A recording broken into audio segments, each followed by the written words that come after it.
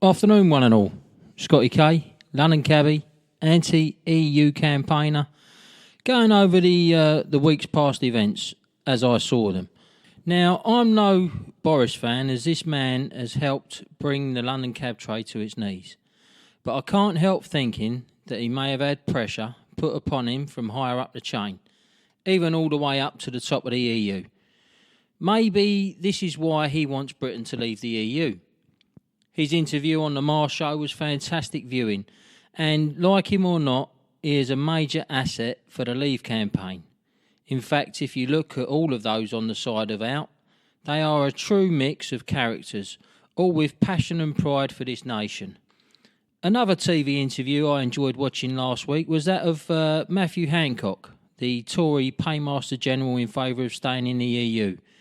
He was on the Daily Politics show with Andrew Neil, who showed that many of the facts given by the Remain side were totally untrue. Look it up if you can, it was brilliant to see a man in his position squirm in his seat. Most of this week, however, has been about Turkey's deal with the EU. €6 billion, free movement by the end of June, incidentally just after our referendum, and an agreement to take one refugee from the Turkish camps for every refugee returned to them caught crossing the Aegean Sea. It seems Erdogan has negotiated a much better deal for his country than Dopey Dave did for us. And Turkey aren't even an EU member. What's to stop the Turks issuing passports to all of those people sent back to them by the UN ships? They'll be free to go to Europe by July, and Turkey will also be able to empty the refugee camps this money is supposed to go towards supporting. Unbelievable.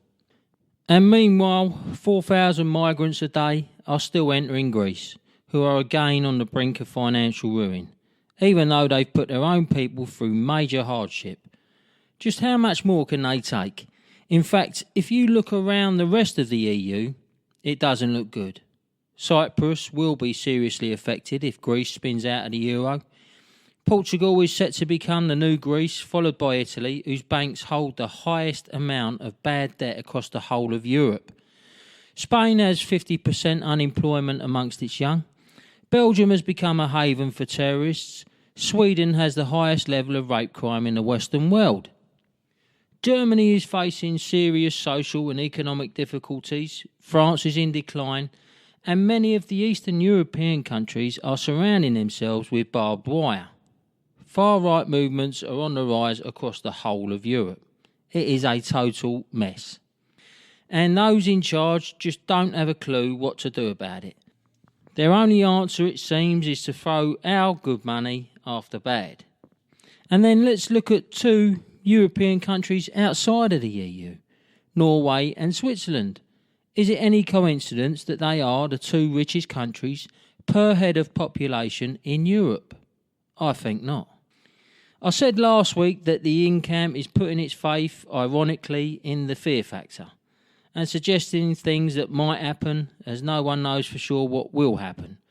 Well, here's my prediction. If we remain, I'll give it 10 years at most before the EU collapses anyway, taking us with it, leaving everyone in ruin. If we leave, I'll give it 5 years before the EU collapses. And in that 5 years, you'll see the euro fall, with investors moving to a safe currency, the pound, investing heavily in Britain, driving our economy.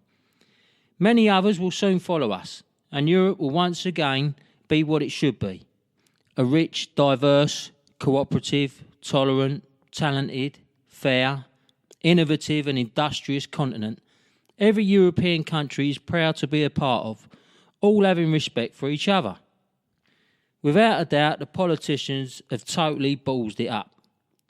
Are you prepared to put your faith in such an inept bunch, along with the unelected, unaccountable failures who run the EU? I, for one, certainly am not. Neither too, apparently, is the Queen, but it's a lot harder to throw her out of her position than it is someone like John Longworth of the British Chamber of Commerce. It seems you can speak for the Remain camp without fear of reprisals, yet the slight inference that Britain is better off leaving the EU and the government will have you out on your ear. So much for free speech. Right, on that note, that's me done. So until next time, keep yourself safe and be lucky.